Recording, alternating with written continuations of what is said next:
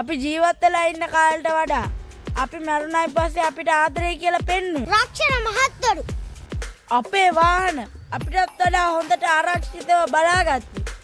Finance මහත්වරු අපේ සල්ලි අපෙන්ම අරගෙන අපිටම ආයෙත් දීලා අපෙන්ම ආයෙත් පොලියක් අරගෙන ණයකාරයෝ කියන නම අපිට ලස්සනට පටපැන්දි.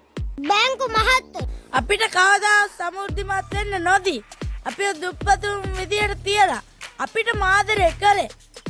සමෘද්ධි මහත්වරු කතිරේ ගහ ගන්නකම් අපේ සහෝදර සහෝදරියන්ටත් වඩා අම්මා තාත්තටත් වඩා අපිට ආදරේ කළේ. දේශපාලන මහත්වරු ලයිට් කපලා අපිට කරවලේ ඉන්න ඉඩ සැලසුවා. විදුලි බල මණ්ඩලයේ මහත්වරු අපේ කෑම පිගාන ගැන අපේ පෝෂණය ගැන අපිටත් වඩා වැඩියෙන් හොඳට බැලුවේ.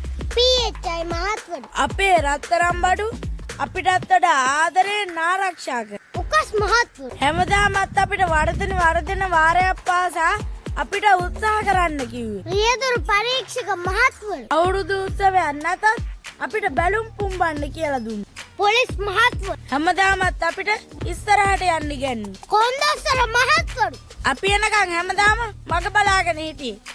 ට්‍රැෆික් මහත්වරු ඔයා හැමදාමත් මගේ කියලා කිව්වේ. ග්‍රාම සේවක මහත්වරු හැමදාමත් අපි නැගිටිනකම් බලන් හිටියේ.